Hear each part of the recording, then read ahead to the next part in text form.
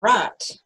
So, as with every week, when we get into herbs and wildflowers, I always tell y'all that it's such a huge topic.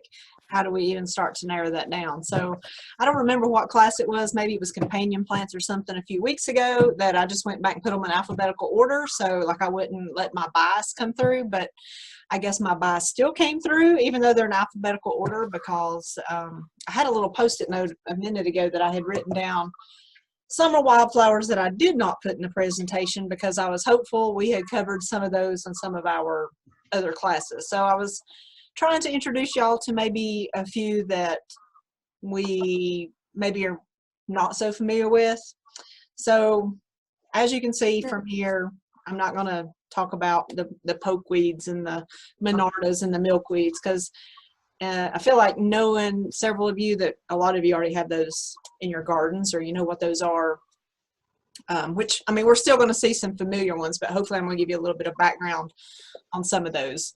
And then, of course, ginseng and golden seal, you know, the woodland shade, medicinals that are actually kind of on the endangered species list now, if you will, for some of our Appalachian forests. So I feel like probably a lot of folks are up to date on those. So hopefully you'll see some old friends, but you'll find some new discoveries tonight too as we move through. Let me change this thing. There we go. Okay, so first one tonight is Appalachian yellow loosestrife. And most people, when they think of loosestrife, they think of the purple loosestrife because that's typically what we identify with the loosestrife. But this one's kind of a rare species in Tennessee. It's actually on the endangered species list as well. It is a member of the rose family, and you can probably see there why it's in that family. If anybody's ever been to Cloudland Canyon, which is just over the hill from Chattanooga, Tennessee, one of the Georgia state parks there, they actually boast one of the highest populations of the yellow loosestrife of anywhere in the southeast. So be on the lookout for one of those. You'll see it even in northeast Tennessee from time to time. Bachelor's button, this is one that often comes in a lot of our wildflower mixes, the American Meadows, some of the blends that we're seeding in our prairie meadows and things like that. The name for this, though, is pretty unique because they were sometimes placed in the buttonhole on a suit or a shirt, and the bachelors would sport the flower when they went courting. So that's why they're named bachelor's buttons. So they're considered one of the true blue wildflower species. You know, oftentimes we'll refer to the colors of, you know, purple and blue, but this is actually one that's considered a true blue species. And there's two varieties of these. There's actually an annual and a perennial variety. Of course, in those wildflower mixes, you're going to get the perennial, and that's why you've got two Latins down here. The Cyanus is the annual, and then the Montana is the perennial. And then we have the Black-Eyed Susan. This is probably one of everybody's favorite. I wish Annie Dunn was on here because she could tell the story about Happy Betty and the Black-Eyed Susan, but we'll save that for another day. But this specific Black-Eyed Susan is the three-lobed, and it's got that hairy stem. The leaves and even the flowers are going to vary a little bit in shape and size, and that's a very blurry picture. Sorry about that. This is the only native Black-Eyed Susan that's in the Great Smoky Mountains National Park. So that's why I kind of kicked it out with this one, because it is a very unique species. You'll see it along the chimney tops, Alum Cave, over in Abrams Falls, Tremont. You see it pretty prolifically throughout the Smokies. And of course I just left the Latin down here as Rudbeckia because there's so many different species and variants of this wildflower. And there are also going to be some links embedded in the notes of these slides, so you can go back and get some more information on these too, just as an FYI. But the Black-Eyed Susan are pretty unique because they are native to here, but they're also indigenous to the entire United States. And and then they were actually taken to Europe after Columbus visited here. And then that was when Linnaeus gave him the name Rudbeckia hirta. And that was after his mentor Olaf Rudbeck, and hirta means rough and hairy. That's that hairy stem, which you can't really see. Very good right here. The Native American tribes used this one pretty prolifically. They used it to wash sores and swellings. They used it for a poultice for snake bites, which was one of the biggies because it was so prevalent. So even though there are different species of the Rudbeckia hirta, this was, again, all up and down the New England coast into the southeast. So all the Native Americans were using that. And actually in 1918, this particular, I just about said sunflower, black-eyed Susan became the floral emblem of the state of Maryland. So think about horse racing. What is the name of that? Hang on a minute. The Preakness. The Preakness, that's the second jewel of the Triple Crown of horse racing, and that flag and that flower is notorious for Preakness. So there's a link in there that'll give you some more background on that story, which is kind of cool. So they use it as part of that drape on that horse. Sometimes you'll hear the black-eyed Susan referred to as brown-eyed Susan, and you can see from this picture that it's going to self-seed pretty prolifically. It's going to grow well in droughty conditions. It's very soil tolerant, so you're not going to have to worry about doing pH or worrying about anything like that. Most of the time, you're going to get best results when you seed this in the springtime instead of waiting until fall, because you'll often hear me talk about sowing wildflowers in the fall, because you typically will get a 2-week jump in the spring. But black-eyed Susans will do a little bit better for you if you go ahead and direct sow those in the springtime. And they'll bloom pretty prolifically too, as most of you know, right up until till fall. And then there's also another little story associated with black-eyed Susan. It's a British poem that was turned into a song by John Gay, and it's actually titled Black-eyed Susan. And it also refers to Sweet William, and I'm going to leave you hanging with that, and I'll finish that when we get to Sweet William a little bit later. But it's a really kind of cool, cool story. And so there's a little note there in the notes section about why, you know, we put the Latin, which I don't have the Latin on this slide, but why we use that, because the common names so often can be interchangeable with other things. I think when I did the historical herb class, I talked about mountain mint, and what I refer to mountain mint is a little bit different than what some other people across the state refer to it. So that's why we'll always put that Latin up there. But I'll speak more to that when we get to Sweet William. Blanket flower, or the Gaillardia, that's also called firewheels or Indian blanket. It is a member of the sunflower family. It's a hardy plant. It's not going to be picky about soil either, but it actually will thrive in sandier soils more so than some of our other native species. So if you live down around the Nolichucky, this is a good flower for that. And it's a little bit lower growing as far as a composite flower than some of the other sunflower species. It was named after a French guy that I can't say his name, but it's in your notes. And he was a magistrate who was a patron of botany. And the common name refers to that inflorescence because it does resemble those Native American blankets. I'm sure many of you have seen those. Jeannie, I know you know what I'm talking about because you dressed up as an Indian for Christmas this year. Anybody know what school this is? This is Texas State University. The Bobcats down there, the maroon and gold. Their color combination is actually documented in historical records because they got their colors from Gaillardia, or the Indian blanket. And there's a story associated with that the braves from certain Native American tribes went to war, and when they left their wives behind and the children, the wife of the chief would start weaving that blanket for her husband to ensure his safe return home. So pretty popular species in Tennessee.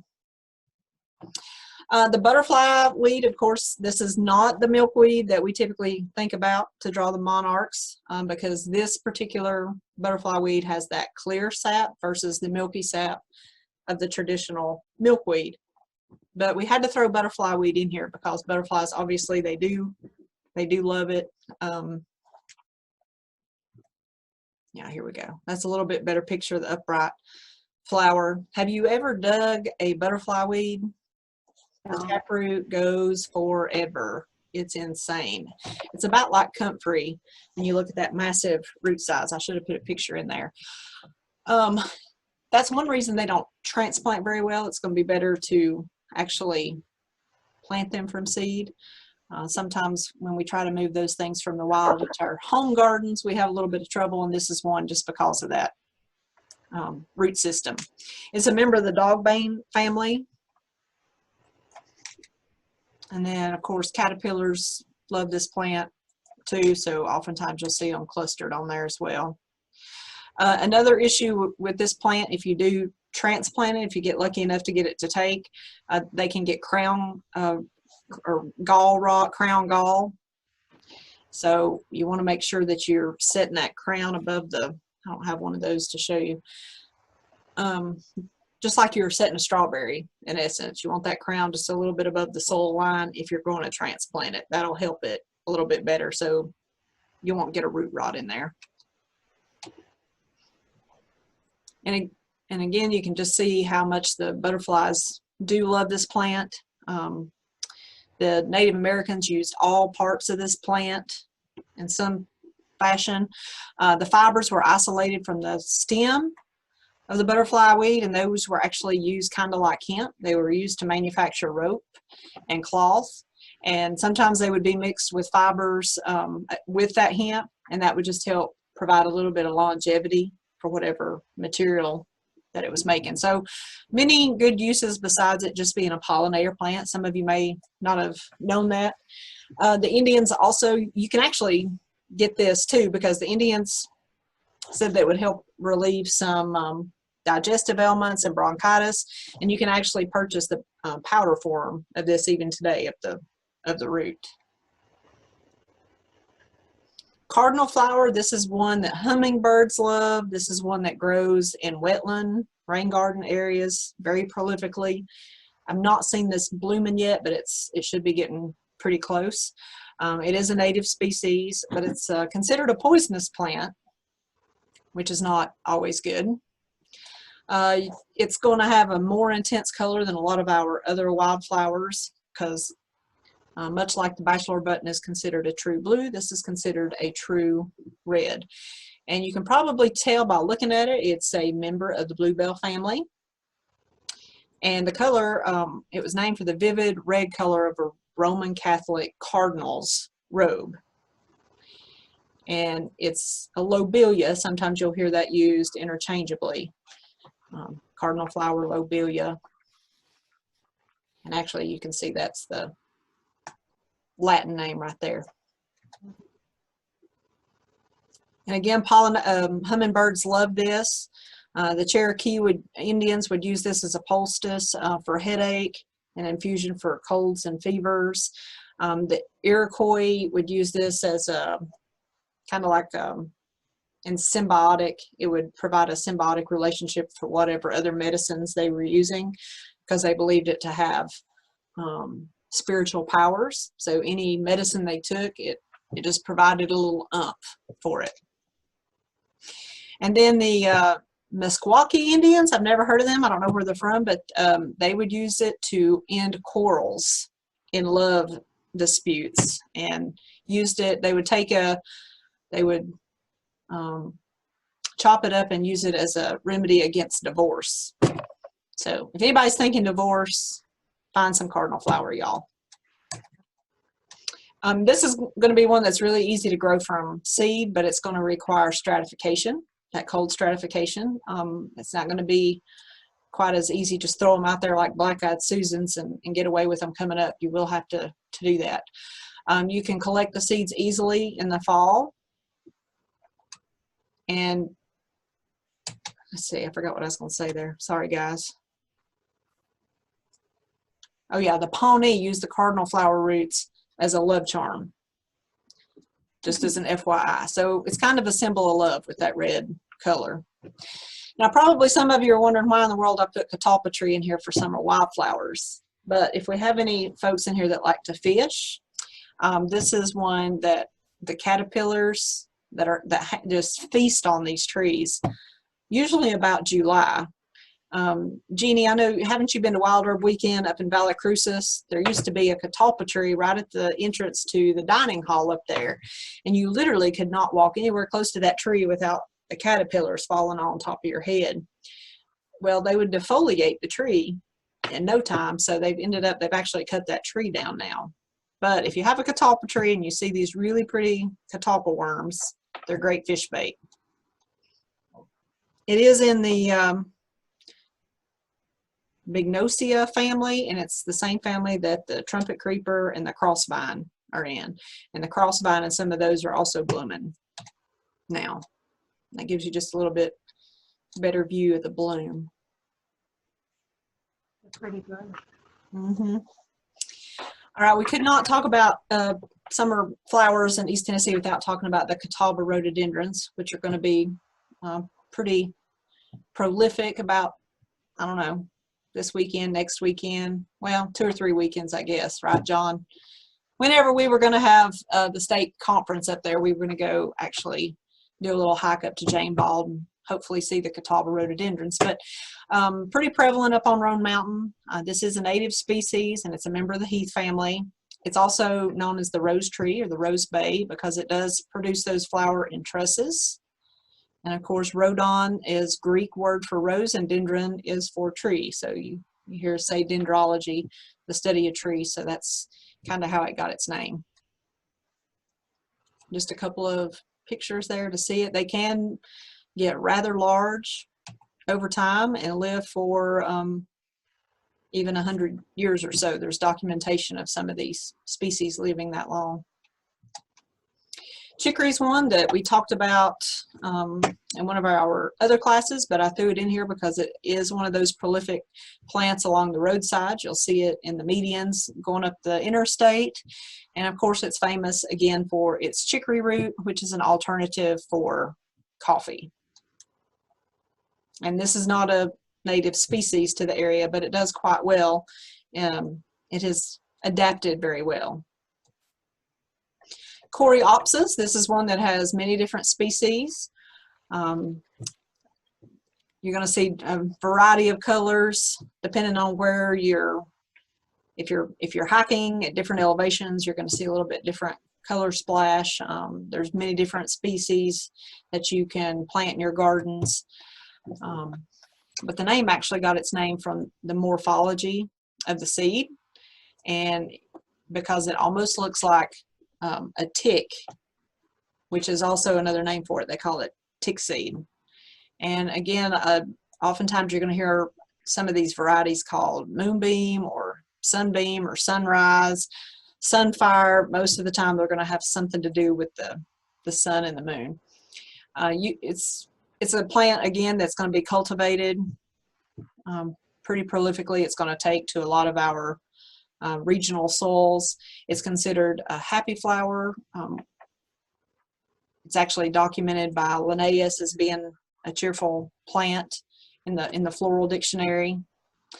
It can be used as a coffee substitute too, just like chicory, or utilized as a tea. And it's the Florida state flower, actually. And it can be an annual or a perennial, depending on what species that you grow. In the wild, it's primarily perennial, but there are some annual species that you can purchase for your landscape. The CRANEFLY orchid, this is a very unique and rare orchid. It is native. You're going to see, well, in the wintertime, this is what you'll see. It gets kind of wrinkled up and those leaves get spotted. You won't see this, obviously, but this is how you can tell that it's a CRANEFLY orchid. And then this is what it'll look like in about July to August. So pretty unique. It does bloom very well in some of the lower elevations in the Smokies, St. Porter's Creek. That's, I've never seen it like in the Cherokee National Forest. I've only seen it in the Greenbrier area over toward Cosby or Elkmont. It is considered a perennial terrestrial woodland orchid, and of course it is a member of the orchid family. But you don't see this one very often anywhere in the Southeast. So if you get to see this, that's pretty unique. I have heard, I've never seen it, but I've heard that, what is the name of that? Big South Fork. That there are areas in Big South Fork. And I've heard that from some of my friends that ride horses. So I don't know if that's an area that's open to hikers or not, but I know that they've gotten some good pictures of this. Devil's walking stick. This is kind of a unique plant. It's actually in the ginseng family. A lot of people don't realize that. And it gets its name from those numerous sharp spines on the stems and the leaves, because only the devil would use one of those as a walking stick. And you can see there, the reason I put the picture of the bee is because some of those flowers, they say, can produce like an addictive narcotic-like chemical in their nectar. So maybe we have a drunk bee here, but that's what Native Americans used to say. Echinacea, and you'll notice this species is just the regular Echinacea, because of course we're in Tennessee and we have our own species, so we just call this one, you know, the old one, the regular purpurea. And of course the herbalists throughout the universe know the effect or the uses for Echinacea. It's touted for boosting immune health. It's going to be utilized in any of our wildflower gardens because of that beautiful purple color. But if you do have this one in your garden, make sure you divide it in the springtime. It's one of those you don't want to be waiting to do it in the fall. Make sure you divide it this time of year. Okay, what about farkelberry? Has anybody ever heard of farkelberry? No. Okay, it's actually the native blueberry species to our area. So sometimes you'll hear it called the native huckleberry, sometimes native blueberry, or sparkleberry. Sparkleberry, farkelberry, blah, blah, blah, that's a mouthful right there. But they are a member of the heath family, and I promise I'm not making this up, because when I have seen this hiking and called it farkelberry, I've been called out on it. I'm like, no, I swear that's really what it's called. But it's going to be treated just like blueberries, azaleas, rhododendrons. So it's going to thrive in those high acid soils. That's just a up close picture of the flower there. And then we have the flame azalea. And you can see the name down here, calendula. I'll tell you, I can't talk today, but calendula is in the name. And if you remember calendula pot marigold, because of that bright orange color. This one is not technically considered a wildflower because it is considered a shrub, but it's one that blooms at some of our higher elevations in the national forest and in the parks. So you've got to call it out because it's just way too beautiful. And some people are actually purchasing these or planting them up out of the wild and putting them in their landscape now. As far as azaleas go, this is probably one that's less maintenance. If you do grow it at home, it'll pretty much thrive anywhere as long as that pH is right.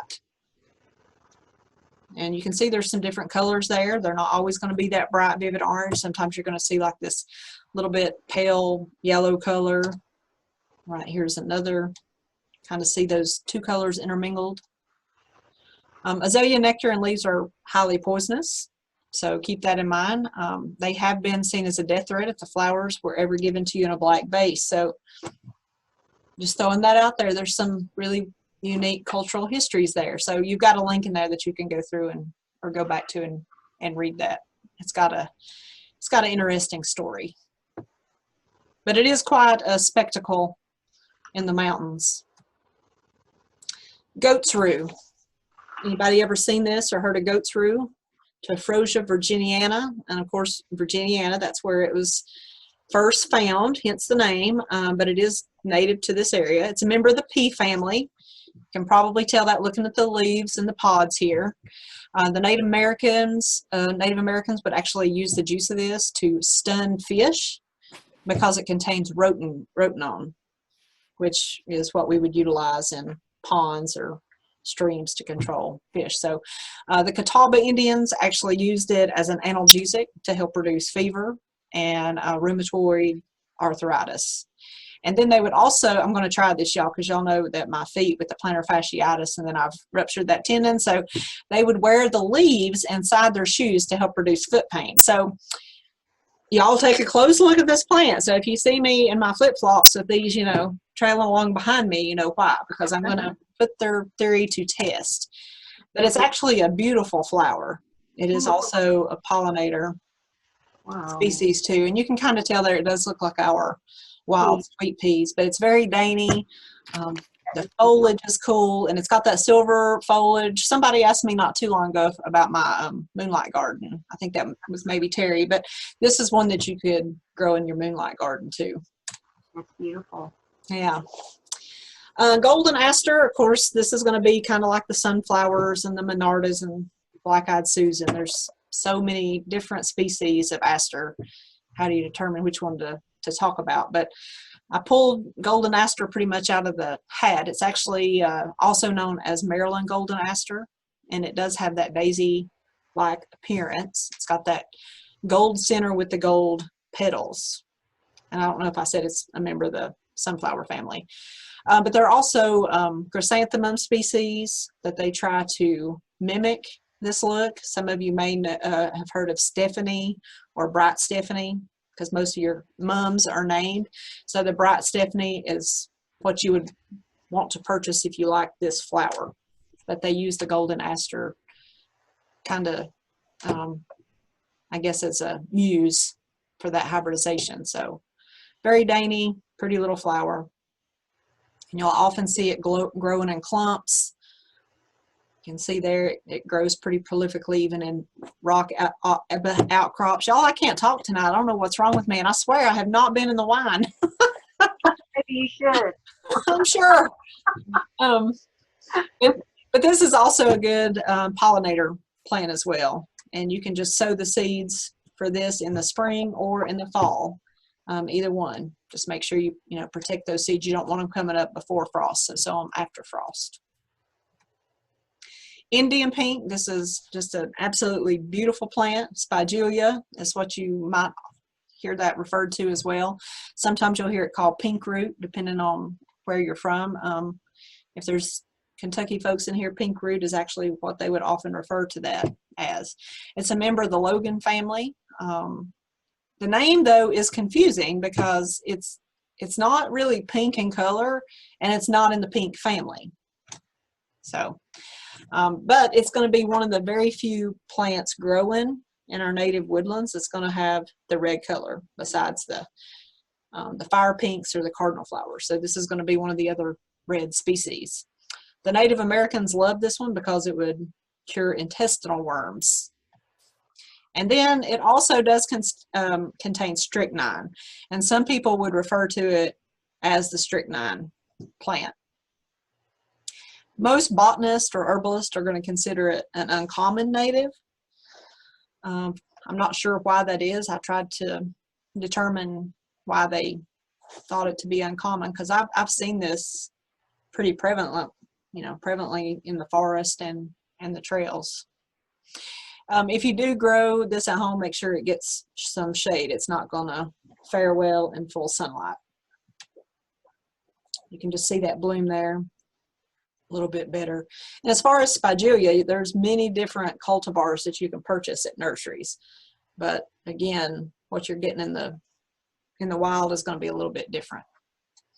So from Indian pink, we go to Indian pipes. And whoops. This is actually a parasitic plant. There's also another plant called pine sap that's going to look very similar to this, except it's going to look more like a cluster instead of the actual pipes coming up out of the ground. It almost looks like a moss or an algae compared to these. But this is a very beautiful, dainty little plant. It does belong to the heath family.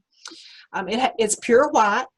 It's going to have that pretty silver glow, but there are no true leaves, so that means that it's not going to be able to make photosynthesis, hence the reason that it's going to be a parasitic. It's going to help break down dead plant material, fallen leaves. You can see the habitat that it's in right here. And the scientific name, Monotropa uniflora, actually means one turn, one flower. Okay, ironweed. We would be remiss not to mention this weed, because it is called ironweed. So you're going to have different, it's kind of like summertime's dandelion. You'll have some difference of opinions. You know, some folks think dandelion's a weed, some people eat it and just let it be. Ironweed's going to be the same type plant in the summer. But it's going to grow volunteer on its own. It's actually called the New York ironweed, which is kind of weird because it doesn't grow in New York. I've never heard it called New York ironweed and didn't even know that until last week when I started putting this together. So here's the biggie though. It's deer resistant. Yeah. So Veronia novaburcensis, blah, blah, blah, it honors the English botanist William Vernon. And he did his field work here and was one of the first to determine that wildlife did not like this species. And you can see just a meadow there full of it. The reason some people don't like this, because they feel like it is invasive. It will reseed itself, and it gets really tall. It can get as tall as 6 foot, so it can be a little bit hard to manage in hayfields or pastures. So it's called an ironweed because it has iron-like qualities. It's just got a humongous root system. I actually think I have a picture of that here. Well, maybe I don't. But that's why it's named ironweed, because it's a very stout plant, all the way from the root system, all the way up to the stems, to the flowers. I don't know if anybody's ever tried to break off, you know, for cut flowers, you can't just go out there and pinch off the stem. You really need a pair of scissors to be able to do that with. It was considered an astringent herb or plant by the Native Americans. They would utilize it to stop blood flow, hence another reason that it was termed ironweed. And if you have a sore throat, you can gargle with ironweed. The Native Americans said that worked really well. So again, the root system is what this plant's pretty well named for. A lot of people will get this confused with Joe Pye weed, but this is a lot more vivid purple, and it's going to get actually a lot taller than our native Joe Pye weed. All right, jewelweed, which has many other names. Impatiens, the wild impatiens. They're also called touch-me-nots. They are a member of the balsam family, and there's a couple different species native to our area. This is the pale. It's going to look just like the orange, except that it is yellow in color. Probably what it's most famous for, Darlene, I know you're on here, is because this is poison ivy. And this is still used today in lotions and salves and creams to help cure poison ivy. But you can see those flowers are actually, when they go to seed, that's why they're called touch-me-not, because that whole capsule will just burst. Well, why is my mouse not working? Okay, well, I don't know. But that's why it's called a touch-me-not, because when you do touch that cluster, it'll just pop with the seeds. Okay, there's my mouse back. I don't know what happened there. You'll often see this growing along stream banks, so it's one of those that's going to be really, it's going to grow really well for you in wetlands or in the rain gardens, and it's going to take pretty well. It's going to be very adaptable. And the other unique thing about impatiens is that when we purchase those at Lowe's or our local nursery, they're an annual plant. Well, the wild ones are too, but they're just reseeding themselves. So they're going to act a lot like borage in the garden. So you can truly get away with just one plant and they'll just prolifically reseed. And then Joe Pye. I should have had that right after ironweed, but you know, alphabetical. So sorry about that. But you can see the difference there in the ironweed and the Joe Pye. Ironweed's going to be that really dark, vibrant purple, whereas Joe Pye is going to be a little bit more pink in color. And this one is going to get about 3 to 4 foot tall rather than 5 to 6 foot tall, again, like the ironweed.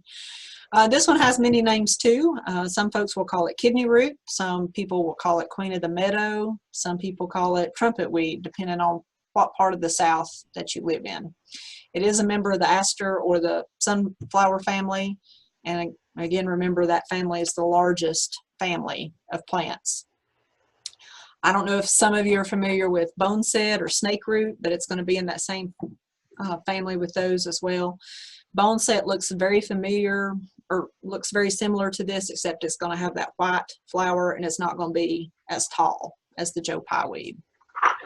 There's several different stories as to who Joe Pye was, so I've attached some of those links.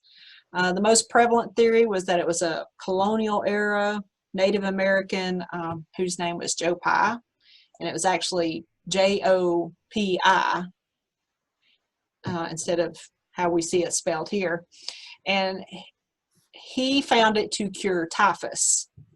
So that's why they named it after him, Joe Pye. So some people say that no, he was a white man, and he was just an imposter to a Native American. So there's a lot of different theories out there. Some people say he was from Salem, Massachusetts, and he used the root to induce sweating and therefore help cure typhus. So there's a lot of different theories. They're kind of fun to read. So again, that's in there for you to go back and refer to. There are some of these that are some cultivars that are being developed that we're starting to see a little bit more in garden centers. I don't know if some of you have noticed that or not. But this one, the Eupatorium purpureum, is the actual native species, and it's going to grow quite well and do really well in our landscapes.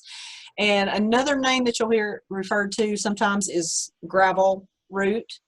I've never seen it actually grow in gravel, but some people say that it will grow in gravel, as well as they called it gravel root because the same reason they call it kidney root, because if you had kidney stones or salivary stones, it was one of those that was used to cure, or even gallstones, to cure stones in the body. It is a very hardy perennial though. It's one of those, once you get started, it's going to do quite well for you. And right there you can see the roots, huge, massive root system. And they use that powder to grind up, and you can purchase that at any of the health food stores to cure a multitude of ailments. So I'll put a couple of links in there for you to go back and read some of that as well. Larkspur or Delphinium. This is a member of the buttercup family or the ranunculus family. This is actually one that is on the endangered species list for Tennessee too, and it's one that's going to be rare.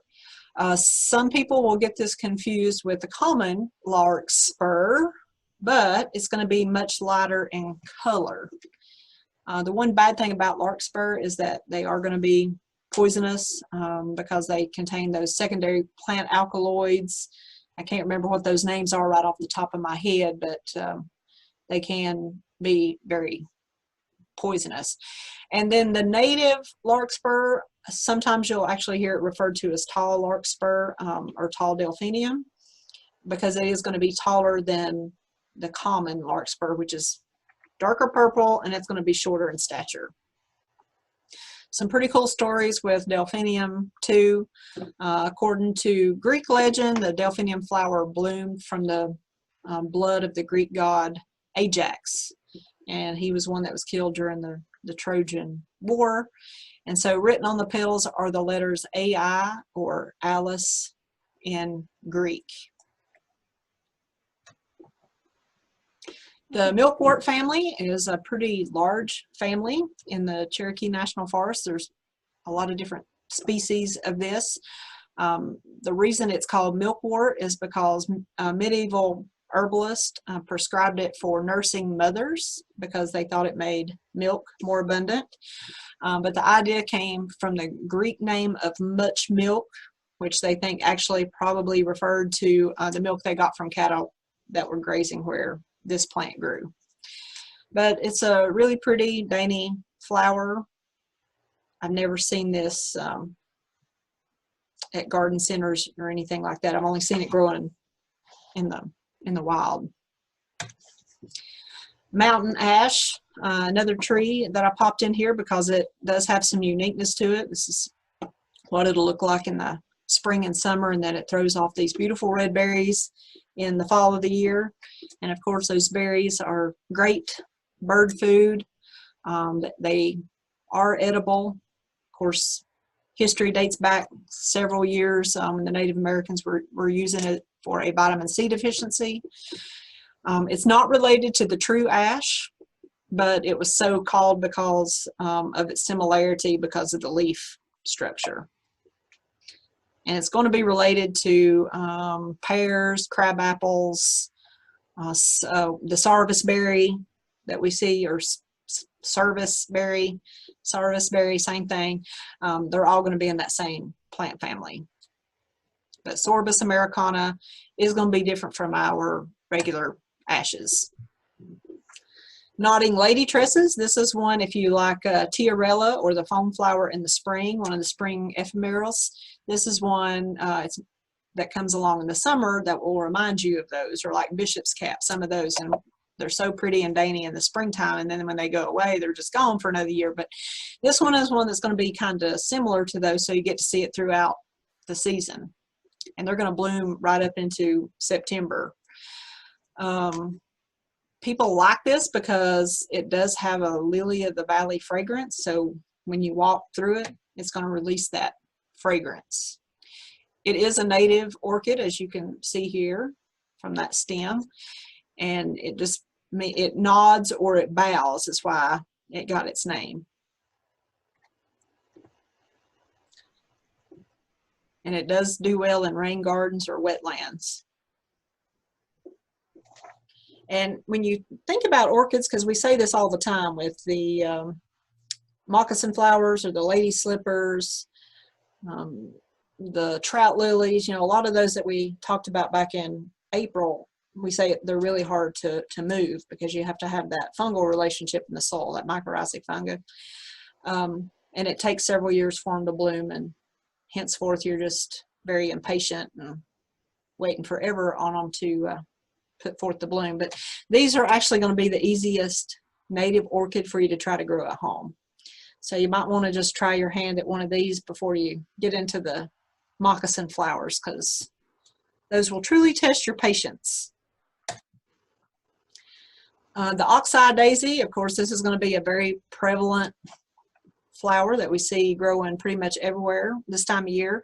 They're going to have that yellow flat disc in the middle, and they're going to bloom from the outside in. And the male flower, or the male part of the flower, blooms first, and then the female last. And the cool thing about the daisies, the oxeye daisies, is that they can bloom all the way up till Thanksgiving if they're kind of in a protected area. They'll just keep right on blooming. And Leanne, I put a link to your YouTube video in here so people could go and watch that for more information. But I had to put it in here because it's our Tennessee state flower. And you'll hear it called wild apricot too. But the one thing I don't think you discovered or I had discovered before was that it's also called the Ocoee flower, because the Ocoee Indians and the Ocoee River. So I had never seen that before in all the research. So I threw that in there. And then, like I say, Leanne, just for those of you that's not in the Big Spring Master Gardener group, just did a presentation on passion flower last week or a couple weeks ago. So I put the link in there because she had some really good information on that. And it's just about 10 or 15 minutes long. So you have to go check that out. It's pretty cool. But yeah, very unique flower. Christian mission groups in Peru was basically where this name, or this plant, got its name. So I'm not going to steal that thunder. Like I say, just go watch that. It's pretty good. The leaves and roots, of course, are going to have that long history of use with the Native Americans. It's used for insomnia, various other ailments as well.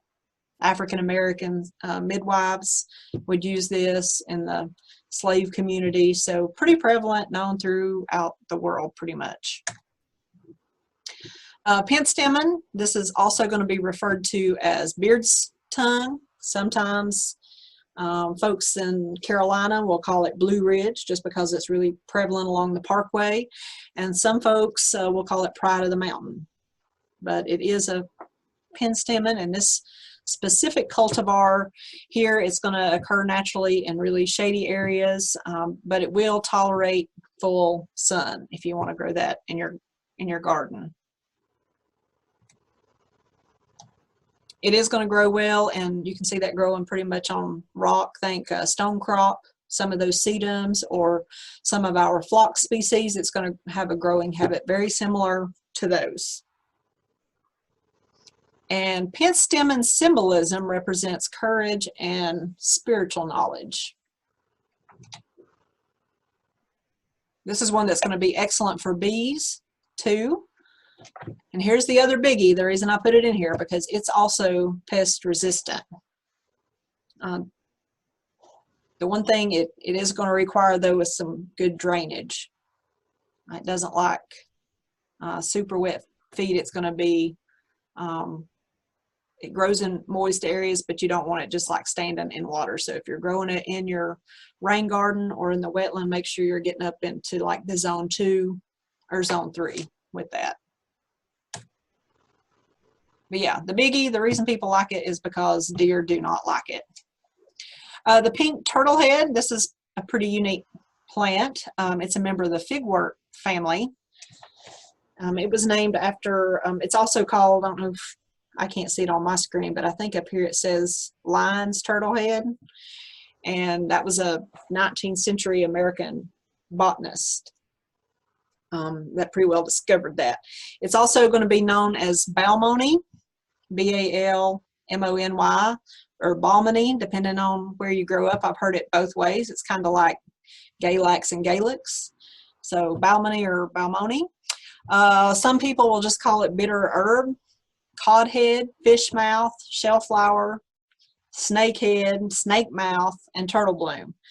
But the reason turtlehead, because you can kind of see from that bloom there, it almost looks like a turtle popping his head out of his shell. This is going to be a little bit more prevalent at higher elevations. So you're going to have to get up along like Mount LeConte, Klingman's Dome area. So it's going to do a little bit better in those higher elevations, Roan Mountain.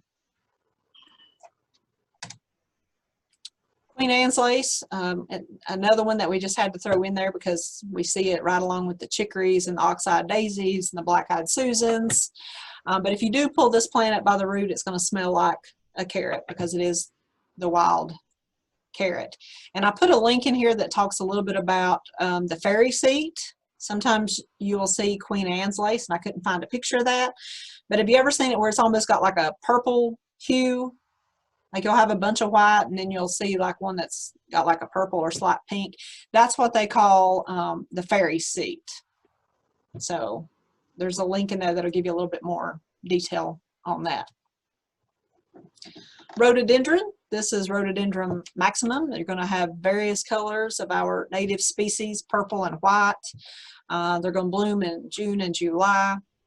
Sometimes these, along with the laurels and azaleas, all those native species, you'll hear old timers refer to them as the Hells, H-E-L-L-S, because you can see what kind of mass they form, and Indians or early settlers could actually get lost in the laurel hills.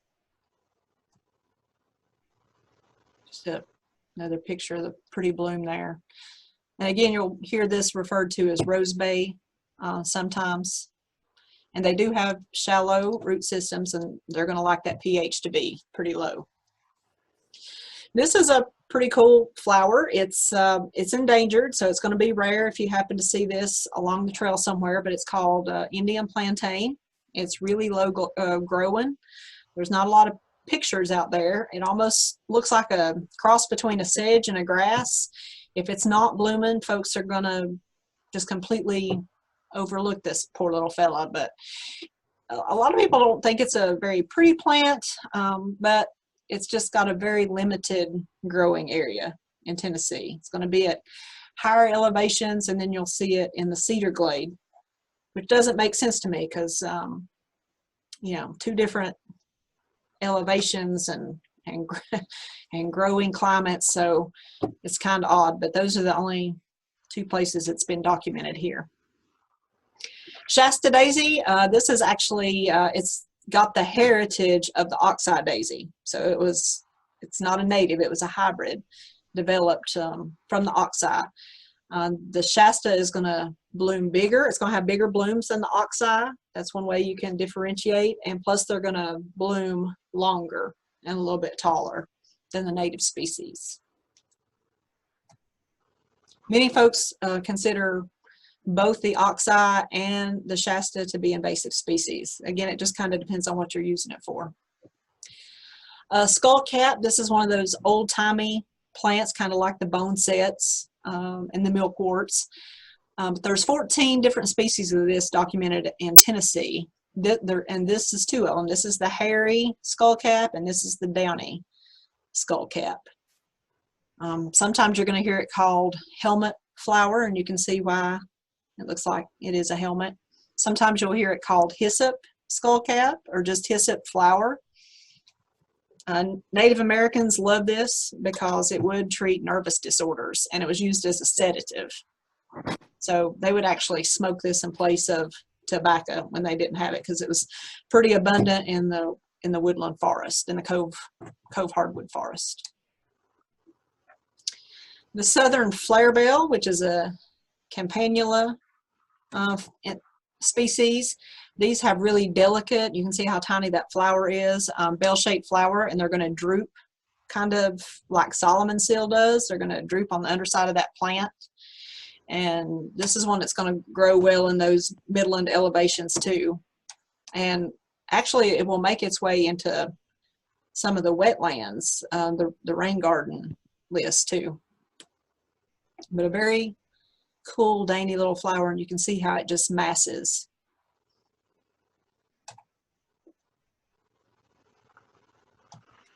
But sometimes you'll hear it called the Appalachian bellflower.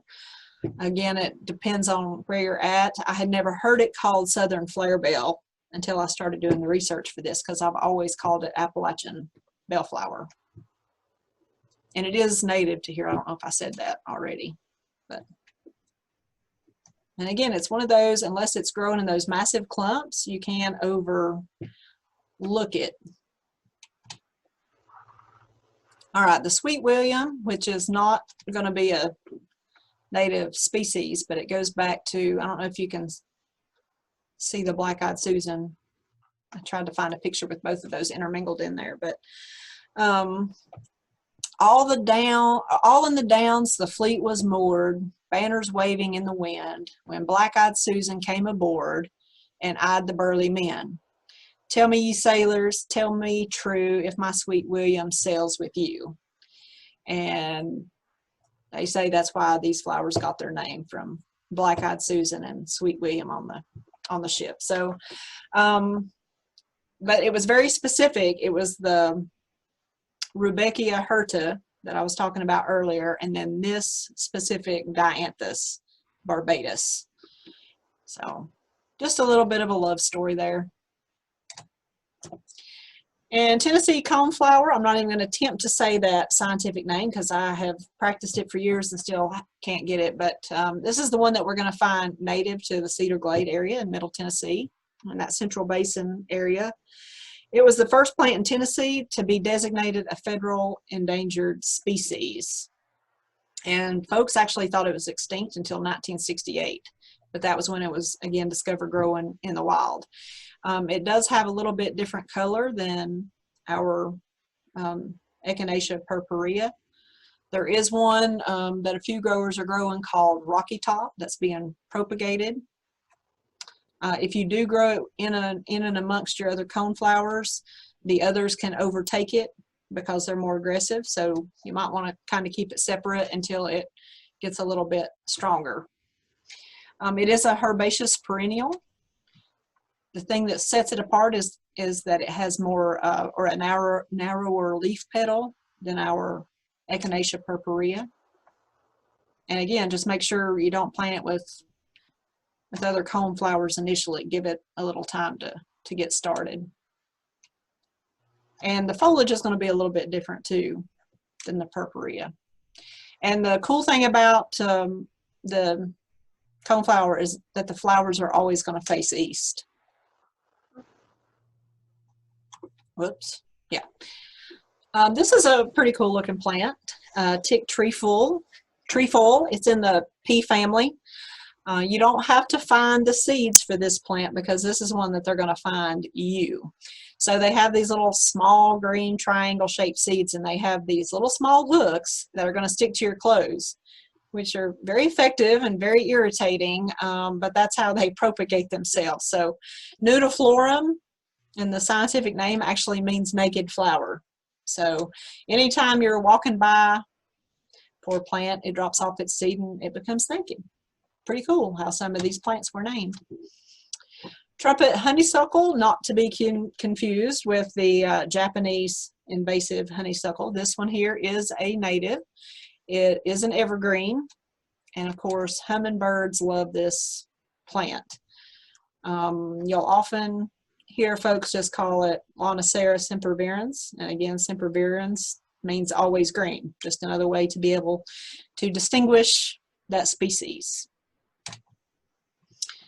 All right, Turk's cap, and you'll notice there that it's Lilium superbum. There's a lot of confusion with the Turk's cap because it does look like a species of tiger lily, for which it is related, but many different cultivars and species of these. But the Turk's cap, the true Turk's cap, is going to be native.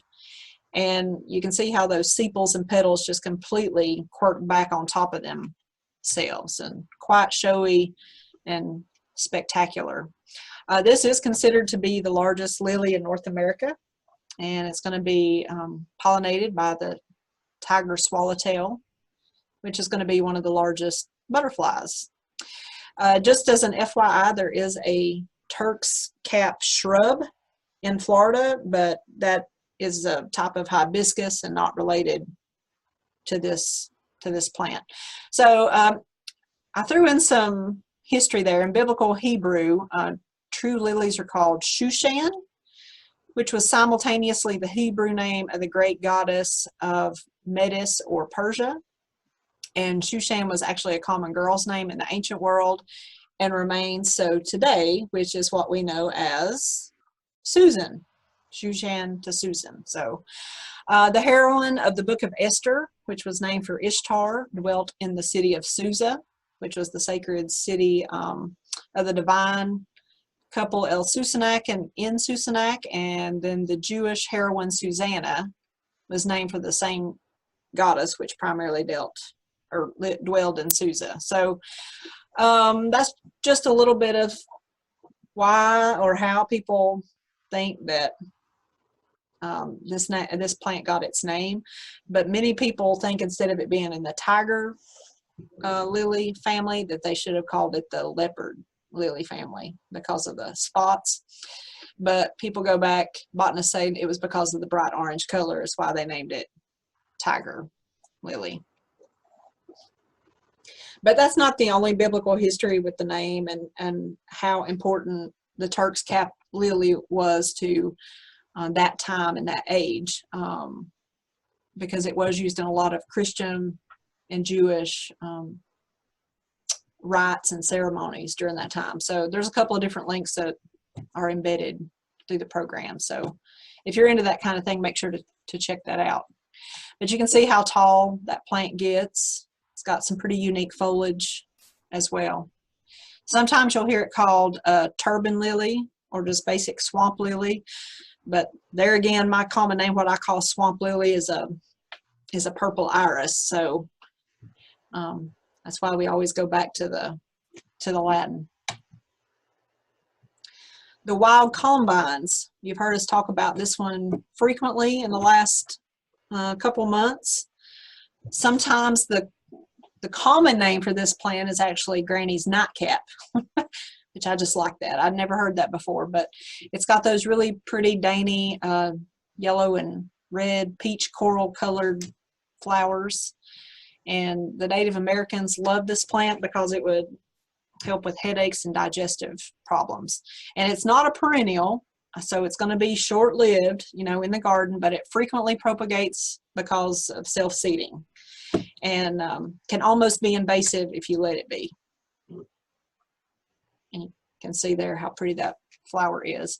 So aguila comes from the Latin word aquila, which means an eagle, and that's because the shape looks like the wings of an eagle, eagle's claw. Very dainty, pretty flower. And like I said, the Indians loved this just because they would utilize every portion of the plant. And pulverized seeds were used as love charms, and they could use it to detect bewitchment. All right, wild hydrangea. A lot of folks that I've hiked with in the past didn't always know what this plant was. That's why I threw it in here, even though it's considered a shrub. But it is going to be related to the pink or the blue hydrangea or the oak leaf hydrangea. They're all going to be relatives. But this, just like it's showy in our landscape, is pretty showy along the trail too. But these do actually grow in the wild. Wood sorrel, oxalis species. There's going to be many different varieties of species of the oxalis. But the really cool one, the Oxalis montana, is the one that's got the really pretty pink striped flowers. And then they've got that shamrock shaped leaf.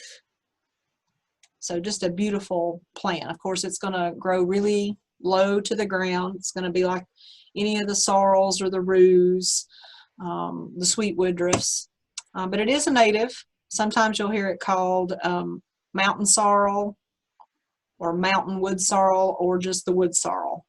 Sometimes the old timers still refer to it as sours. And when I say old timers, I mean like my grandparents or my great grandparents, which is where I learned some of those old timey names. That's why I refer to them as that.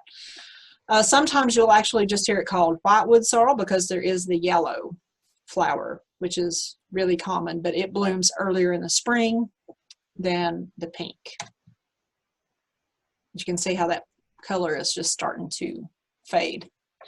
The cool thing about this wood sorrel is that it's going to be a dominant understory species in those balsam and spruce fir forests, which are going to get at those higher elevations above 5,000 feet. So what we term the boreal forest. So that's really cool to, you know, just be hiking along or at those really high elevations and see just this pop of color amidst all those evergreens. So very pretty, delicate plant. And those leaves are actually called sours because they would put them in the salad, and they've got just a little bit of a crunch, but of course they have that sour flavor, and folks will even use them in drinks. Okay, so that was just a brief introduction to some of our native East Tennessee. Well, there was a few in there I threw in that were not native, but we know we see them all the time.